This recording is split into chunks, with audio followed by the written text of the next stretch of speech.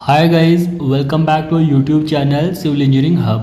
So guys, irrigation engineering जिसमें हमने तीन पार्ट्स अपने चैनल पे डाल दिए हैं, पार्ट 1, पार्ट 2, पार्ट 3, जिसमें हमने question number 1 to question number 45 तक करा दिए इरिगेशन के for GK, SSB, JE, civil exam या एसएससी के एग्ज़ाम्स के लिए। देखो ये सारे क्वेश्चंस हमारे ऐसे हैं जो रिपीट हुए हैं अभी तक एग्ज़ाम्स में, तो इसलिए मोस्ट इंपॉर्टेंट क्वेश्चंस हैं और इनमें हमने फर्दर इनको एक्सप्लेन किया है। तो आज हम इरिगेशन इंजीनियरिंग का पार्ट 4 यानी 46 नंबर क्वेश्चन से क्वेश्चन नंबर 60 तक करेंगे। सो क्वेश्चन नंबर 46 देखिए, rainfall hydrograph shows the variation of.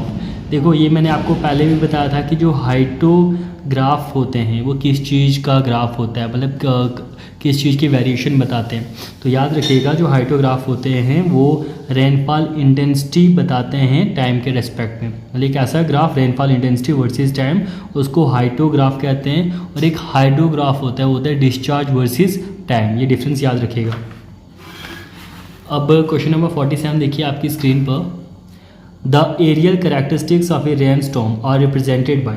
देखो मान लो कोई कैचमेंट एरिया है, वहाँ पे जितने भी हमारे रेन गाजेज होंगे, ठीक है, रेन गेज होंगे, तो हमारे एरिया का जो एरियल कैरेक्टरिस्टिक्स है, मतलब रेन गाज से हम पूरे एरिया का रेन बताते हैं कि इतनी हुई, तो वो एरियल कैरेक्टरिस्टिक्स किसी भी बारिश के किससे रिप्रेजेंट किए जाते हैं। तो गाइज इसके लिए होता है DAD कर्व, जिसको डैड कर्व पढ़ा जाता है। देखो depth area duration relationship, DAD, depth area duration relationship. Depth of rainfall of a rain gauge station is called point rainfall. देखो रेन गाज जैसे जो कैचमेंट है, मान लो कैचमेंट के जहाँ जहाँ पे रेन गेजेस फिक्स हैं वहाँ पे जो डेप्थ आती है रेनफॉल की उसको कहते हैं पॉइंट रेनफॉल, लेकिन पूरे एरिए में वो रेनफॉल नहीं होती। तो इस पॉइंट रेनफॉल को कन्वर्ट करने के लिए, पॉइंट रेनफॉल डेटा को कन्वर्ट करना है एरियल रेनफॉल डेटा में, तो इसके लिए ये डैड कर्व यूज़ होता है, डेप्थ एरिया ड्यूरेशन रिलेशनशिप, याद रखिएगा। क्वेश्चन नंबर 48 देखिए आपकी स्क्रीन पर, which of the following statement is true for the linear reservoir. देखो मैंने वो स्टेटमेंट्स नहीं दिए हैं, मैंने सीधा जो करेक्ट स्टेटमेंट है लीनियर रेजर्वायर के रिलेटेड वो रखी हैं। देखो सबसे पहले याद रखिए, जब भी लीनियर रेजर्वायर का जिक्र होगा तो इसमें स्टोरेज प्रोपोर्शनल होती है आउटफ्लो डिस्चार्ज के, क्योंकि स्टोरेज होती है is equal to K into Q, K constant है और storage is equal to K into Q discharge. तो स्टोरेज डायरेक्टली प्रोपोर्शनल होती है आउटफ्लो डिस्चार्ज की लीनियर रेजर्वायर्स में, याद रखिएगा। और लीनियर रेजर्वायर में हेड डायरेक्टली प्रोपोर्शनल होता है आउटफ्लो के और स्टोरेज डायरेक्टली प्रोपोर्शनल होती है हेड के। तो ये सारी टर्म्स याद रखिएगा लीनियर रेजर्वायर को लेके।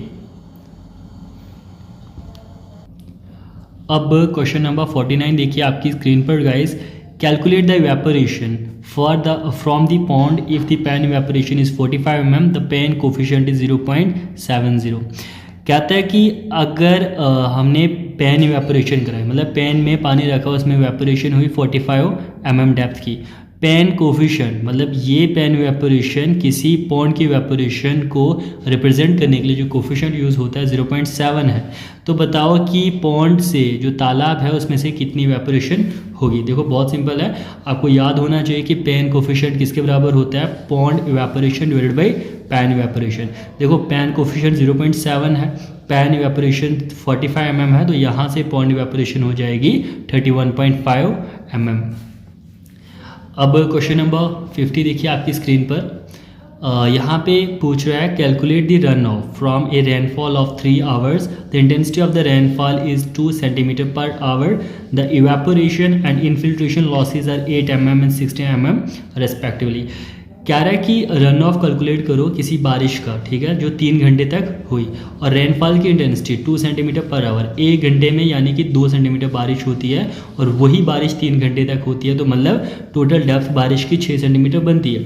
तो इवेपोरेशन और इनफिल्ट्रेशन लॉसेज इसने बता दिया कि 6 सेंटीमीटर में से 8 mm 16 mm लॉसेज होते हैं। तो बताओ रन ऑफ कितना बचेगा। देखो टोटल प्रेसिपिटेशन हमारी 6 सेंटीमीटर मैंने आपको बताई, 2 सेंटीमीटर 1 घंटे में हो रही है, 3 घंटे हो रही है 6 सेंटीमीटर। तो टोटल रन ऑफ क्या हो जाएगा, उसमें से प्रेसिपिटेशन कितनी थी, उसमें से लॉसेज कितने हुए, तो 60 mm बारिश हो रही है और 24 mm लॉसेज है, 16 mm इनफिल्ट्रेशन लॉस और 8 mm इवेपोरेशन लॉस, तो 36 mm या 3.6 सेंटीमीटर।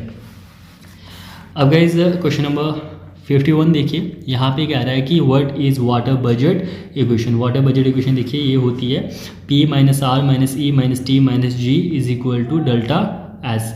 देखो in terms of rainfall runoff relationship water budget equation can be represented as। देखो rainfall runoff relationship में ज़्यादातर water budget equation को लिखा जाता है कि जो रन ऑफ है वो होता है प्रेसिपिटेशन माइनस लॉसेस। और ये लॉसेस क्या क्या होते हैं, देखो लॉसेस हमारे होते हैं इवेपोरेशन लॉस, आई आ गया इन्फिल्ट्रेशन लॉस, टी आ गया ट्रांसपिरेशन लॉस और डी एस आ गया डिप्रेशन स्टोरेज, जो सरफेस पे स्टोरेज होती हैं वो याद रखिएगा।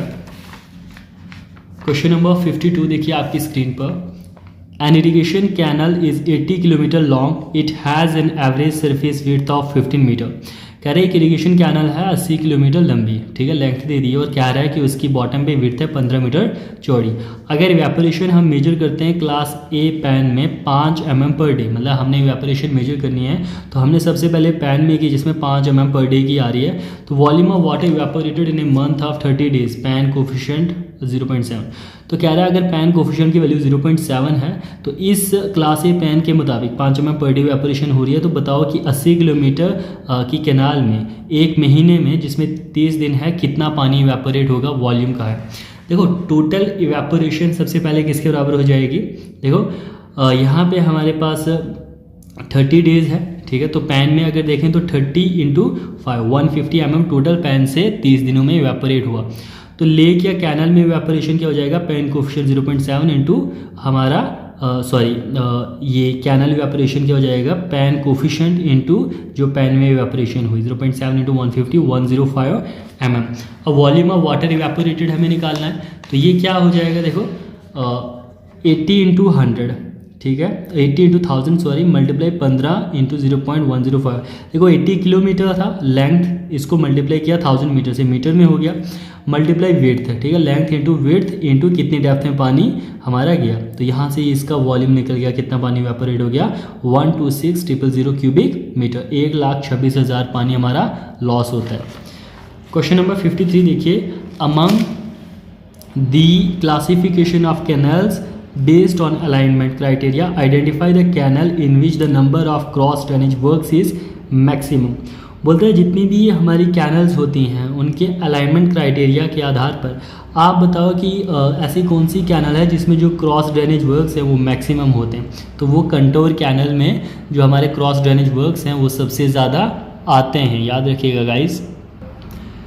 क्वेश्चन नंबर 54 देखिए गाइज आपकी स्क्रीन पर। यहाँ पे कह रहा है कि in a concrete canal the approximate permissible velocity of water should not exceed. अगर कैनल ऐसी है जिसमें कॉन्क्रीट की लाइनिंग हुई है तो उसमें जो अप्रॉक्सीमेट परमिजिबल वेलोसिटी है वो 2 मीटर पर सेकंड से ज़्यादा नहीं होनी चाहिए। क्वेश्चन नंबर 55 देखिए guys. Meandering of a river generally occurs in. देखो मैंने कहा था आपको 3 तरह के रिवर होते हैं, एग्रीगेटिंग, डिग्रेडिंग एंड मींडरिंग रिवर। और मींडरिंग रिवर्स कौन से होते हैं, जब हमारा रिवर ट्रफ स्टेज से बहता है। देखो रिवर 4 स्टेजों से बहता है, ये भी मैंने आपको पहले एक्सप्लेन किया हुआ। तो जब हमारा रिवर ट्रफ स्टेज से बहता है तो वहाँ पे सिल्ट जमा होती है, रेत जमा होती है, जिससे जो रिवर है 2 या 2 से ज़्यादा डायरेक्शन में बहने लगता है साइनोनियन करों में। तो इसलिए जो मींडरिंग रिवर की है वो जनरली रिवर की ट्रफ स्टेज में होती हैं। देखो इन स्टेजेस को अच्छे से पढ़िएगा, वो पार्ट 1 में मैंने एक्सप्लेन की हुई है। उसके बाद क्वेश्चन नंबर 5-6 देखिए। If we not is the critical velocity of a channel its silt transporting power according to Kennedy's is proportional to. देखो नीडीज की थ्योरी पे काफ़ी क्वेश्चंस आते हैं इरिगेशन में, मतलब हर एग्जाम में क्वेश्चन पूछा जाता है। कह रहा है अगर वी नॉट क्रिटिकल वेलोसिटी है किसी चैनल की तो उसी पानी की सिल्ट ट्रांसपोर्टिंग पावर क्या होगी, मतलब इतनी पावर जिससे सिल्ट उसमें बैठे ना, नीडीज़ के मुताबिक किसके प्रोपोर्शनल होती है उसकी सिल्ट ट्रांसपोर्टिंग पावर। मैंने आपको बताया था कि ये जो क्रिटिकल वेलोसिटी है वो कैसे निकालते हैं नीडी के मुताबिक। मैंने आपको बताया था पार्ट 3 में, जिसमें उसने एक्सटेंसिव स्टडी की थी अपर बरीदोब कैनाल पे। तो उसने फॉर्मूला निकाला था 0.55 m डेप्थ ऑफ फ्लो की पावर 6.4 0.64 सॉरी। तो मैंने आपको पहले कराया वो देख लीजिएगा। तो यहाँ पे देखिए सिल्ट कैरिंग कैपेसिटी कैनल की क्या होती है, Q इज इक्वल टू के बी वी नॉट की पावर 0.25। तो Q total quantity of silt transported है, B बैकवेट और K कांस्टेंट है। देखो V नॉट की पावर 0.25, तो ये जो सिल्ट ट्रांसपोर्टिंग पावर है ये प्रोपोर्शनल होती है बैकवेट के और क्रिटिकल वेलोसिटी के। तो क्रिटिकल वेलोसिटी के रिलेशन में पूछ रहा था ये, तो ये हो जाएगा v0 की पावर 0.25 और v0 की पावर 0.5/2। ज़्यादातर ये देखो बुक्स में दिया होता है 5/2, बट ये 0.5/2 होता है। क्वेश्चन नंबर 57 देखिए गाइस आपकी स्क्रीन पर। यहाँ पे क्वेश्चन पूछ रहा है, a deflect of sediment in flowing water may cause river. अगर बॉटम से हमारा जो तला है वो कटता है, ठीक है, सेडिमेंट उठती है तो रिवर में, तो उससे कौन सा हमारा टाइप का रिवर बनता है? डिग्रेडिंग टाइप, जिसमें बेड स्लोप हमारा इंक्रीज होता है, मतलब और तेज़ी से बढ़ने लगता है। और एग्रीगेटिंग और मींडरिंग में क्या होता है? सिल्ट हमारी डिपॉजिट होती है। उसके बाद question number 58, the most suitable section of a line canal. अगर कैनल में लाइनिंग करनी है तो उसके लिए मोस्ट सुइटेबल सेक्शन क्या होते हैं? देखो दो होते हैं। ट्रायंगुलर सेक्शन, अगर उसमें बॉटम सर्कुलर रखा जाए, मतलब ऊपर से ट्रायंगुलर और नीचे से थोड़ा सा सर्कुलर रखा जाए, ठीक है, तो वो स्मॉल कैनल्स के लिए। और ट्रापेजोइडल सेक्शन राउंड कॉर्नर्स के साथ लार्ज कैनल्स के लिए, याद रखिएगा। क्वेश्चन नंबर 59 देखिए guys, according to Bligh's creep theory percolating water flows along. Bligh's creep theory के मुताबिक जो पर्कुलेटिंग वाटर होता है वो कैसे फ्लो करता है? देखो सीपेज एनालिसिस में 3 थ्योरीज हैं, ये ब्लिग्स थ्योरी है और भी 2 थ्योरीज है, तो उनको ध्यान से पढ़िएगा। तो ब्लिग्स क्रीप थ्योरी के मुताबिक जो पर्कुलेटिंग वाटर है वो फॉलो करता है outline of the base of the foundation of the hydraulic structure. मतलब जो हमारे हाइड्रोलिक स्ट्रक्चर है उनके जो बेस है ना, और बेस जो हाइड्रोलिक स्ट्रक्चर का होता है उसकी पूरी लेंथ को फॉलो करता है। तो इसके मुताबिक पर्कुलेटिंग वाटर वहाँ से फ्लो करता है।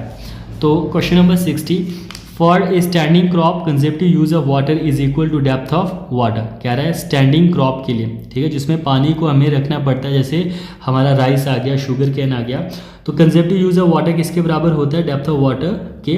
तो ये होता है जितना पानी क्रॉप यूज़ करेगी ट्रांसपायरेशन में, उसके बाद इवेपोरेशन में, और क्वांटिटी ऑफ वाटर जो इवेपोरेट होगा एडजेसेंट सॉइल से, उसी के साथ में खेत से जो सॉइल होगी उससे जाएगा।